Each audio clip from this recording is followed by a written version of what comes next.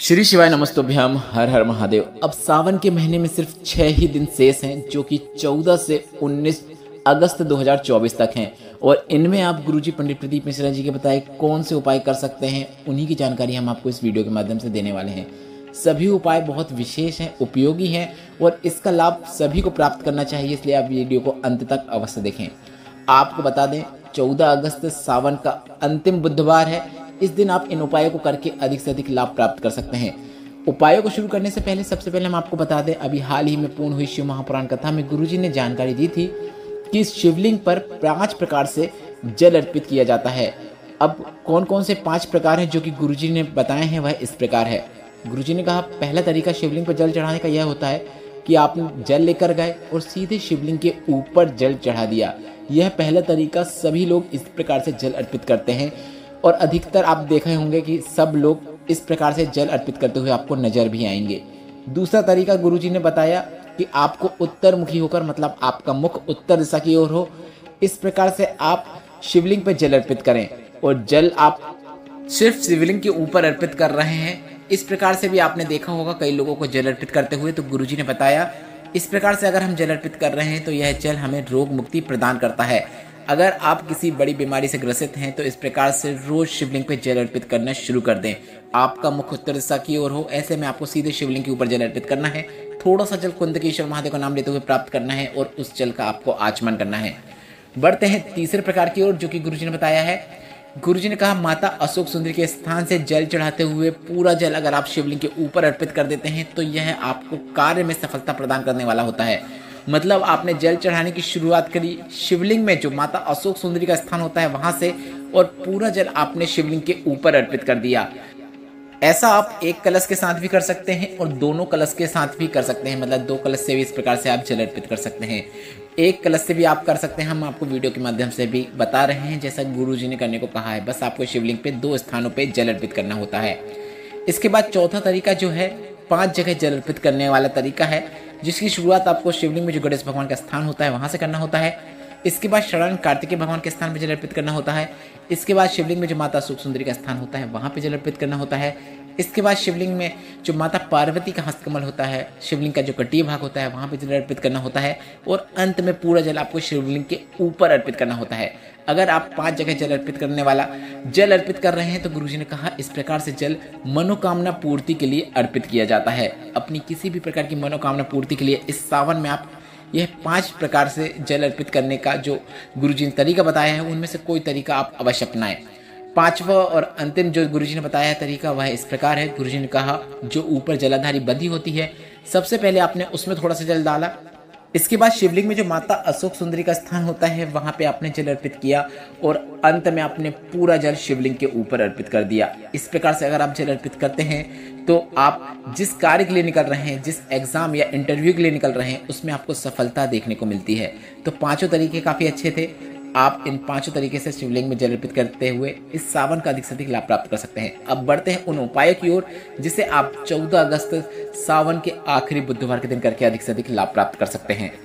अगर आप गुरुजी पंडित प्रदीप मिश्रा जी की पुरानी शिव महापुराण कथा निकाल के देखेंगे तो उसमें गुरुजी ने एक भवरेंद्र चक्र वाला एक विशेष उपाय बताया था, जिसे आप इस 14 अगस्त सावन के अंतिम बुधवार के दिन कर सकते हैं। गुरुजी ने अगर कोई ऐसा है जो बहुत अधिक मात्रा में बीमार है, बहुत बड़ी बीमारी है, बहुत बड़ी बीमारी की आशंका है, तो आपको भवरेंदु चक्र का स्मरण करना है।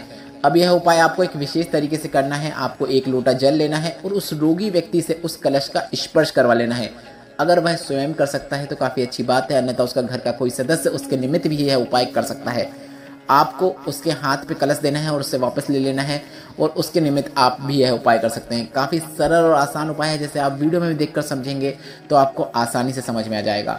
आपको विशेष तरीके से शिवलिंग पे जल अर्पित करना है। आपको जल चढ़ाने की शुरुआत शिवलिंग में जो गणेश भगवान का स्थान होता है वहाँ से करना है, जैसा कि आप वीडियो में भी देख सकते हैं। इसके बाद आपको माता अशोक सुंदरी के स्थान से होते हुआ शिवलिंग में जो शरण कार्तिकेय भगवान का स्थान है वहाँ पर जल अर्पित करना है। इस प्रकार से आपको गोल घुमाना है। आप वीडियो में भी देखकर समझ सकते हैं। इसी प्रकार से आपको यह उपाय करना है। शुरुआत आपको गणेश भगवान के स्थान से ही करना है। इसके बाद गोल घुमाते हुए, जैसे आप 1 बार भी गोल घुमाएंगे तो भी पर्याप्त है, या फिर 2 या 3 बार भी आप गोल घुमा देंगे तो भी पर्याप्त है। भवरेंदु चक्र का स्मरण करते हुए आपको पूरा जल अर्पित करना है और पूरा जल अर्पित जब हो जाए तब इस जल का थोड़ा सा भाग आपको प्राप्त करना है और उस व्यक्ति को जो बहुत बीमार है, बार बार बीमार पड़ता है या फिर किसी बड़ी बीमारी से ग्रसित है, दवाइयाँ चल रही है, उसे इस जल का आचमन करा देना है। गुरुजी ने कहा कितनी ही बड़ी बीमारी क्यों ना हो गई हो, वह दूर होना शुरू हो जाती है। और सावन ऐसा आया है जो कि 72 वर्षों के बाद आपको ऐसा सावन देखने को मिल रहा है जिसकी शुरुआत और अंत सावन सोमवार से हो रहा है। तो ऐसे में आपको यह विशेष उपाय अपने घर के उस सदस्य के लिए करना है और सावन के बचे हुए दिनों में भी आप यह विशेष उपाय कर सकते हैं और अधिक से अधिक लाभ प्राप्त कर सकते हैं। यह गुरुजी का बताया एक विशेष रोग मुक्ति उपाय है जिसे सभी को इस सावन में अवश्य करना चाहिए।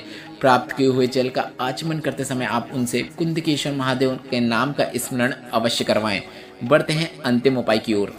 यह उपाय बहुत विशेष है क्योंकि यह बुधवार के दिन किया जाता है और ऐसे में सावन के इस अंतिम बुधवार के दिन आपको इस विशेष उपाय को अवश्य करना है। गुरुजी पंडित प्रदीप मिश्रा जी ने पंजाब भटिंडा की शिव महापुराण कथा के 5वें दिन इस उपाय की जानकारी दी थी। यह काफ़ी विशेष उपाय है जिसे आप इस 14 अगस्त को अवश्य करें। गुरुजी ने बताया था कि भगवान गणेश के पास एस की आकृति का एक अस्त्र होता है जिसे हम कुंदुक भी कहते हैं। तो गुरुजी ने कहा जो व्यक्ति व्यसन में डूबा रहता है, नशा करता है, गलत कर्मों में है, पराई स्त्री या फिर घर में अपशब्द बोलता है, तो आपको घर में शांति के लिए उस व्यक्ति को सतमार्ग में लाने के लिए यह सरल और आसान उपाय करना है। आपको 7 दूर्वा ले लेनी है। उस 7 दूर्वा के नीचे जो डंडी होती है जहाँ से आप तोड़ते हैं उस भाग में आपको लाल चंदन लगा लेना है। लाल चंदन लगाने के बाद आपको इन 7 दूर्वा को जो शिवलिंग में गणेश भगवान का स्थान होता है वहाँ पर भी आप स्पर्श करा सकते हैं या फिर गणेश भगवान की मूर्ति है शिवालय में तो आप वहाँ पर भी यह उपाय कर सकते हैं। 7 दूर्वा को जिसके नीचे आपने लाल चंदन लगाया है, कुंदकेश्वर महादेव का नाम लेते हुए गणेश भगवान को 7 दूर्वा आपको अर्पित कर देनी है। 7 दूर्वा आपको गणेश भगवान के स्थान पर अर्पित करने के बाद चंद्र गणेश का नाम लेते हुए चंद्र गणेश भगवान का स्मरण करते हुए आपको उस दूर्वा को प्राप्त कर लेना है और इस दूर्वा को आपको औषधि रूप में प्राप्त करना है और उस व्यक्ति को खाने के लिए दे देना है। खा ले तो काफ़ी अच्छी बात है, अन्यथा आप उसे भोजन में मिलाकर भी खिला सकते हैं। गुरुजी ने कहा वह नशे से स्वयं दूर हो जाएगा, सतमार्ग में चलने लगेगा, जो गलत कर्मों में है वह सब छोड़ देगा। यह उपाय अगर आप एक बार भी करते हैं तो भी पर्याप्त है। इस बात का ध्यान रखें कि इस उपाय के अंतर्गत दूर्वा आपको उनको खिलानी है। अगर खा लें तो स्वयं अच्छी बात है या फिर आप उन्हें भोजन के द्वारा भी खिला सकते हैं। इस वीडियो में बताए गए उपाय से संबंधित अगर अभी भी आपके मन में कोई प्रश्न है तो वे प्रश्न आप कमेंट बॉक्स के जरिए पूछ सकते हैं। मेरे द्वारा दी गई जानकारी अगर आपको थोड़ी सी भी उपयोगी लगी हो तो इस वीडियो को लाइक करके कमेंट बॉक्स में हर हर महादेव या श्री शिवाय नमस्तुभ्यम अवश्य टाइप कीजिएगा। हमारे साथ व्हाट्सएप में जुड़ना चाहते हैं तो उसकी लिंक भी मैंने कमेंट बॉक्स में मेंशन कर दी है, जिसमें टच करके आप हमें व्हाट्सएप में भी फॉलो कर सकते हैं जो कि बिल्कुल फ्री है। श्री शिवाय नमस्तुभ्यम, हर हर महादेव।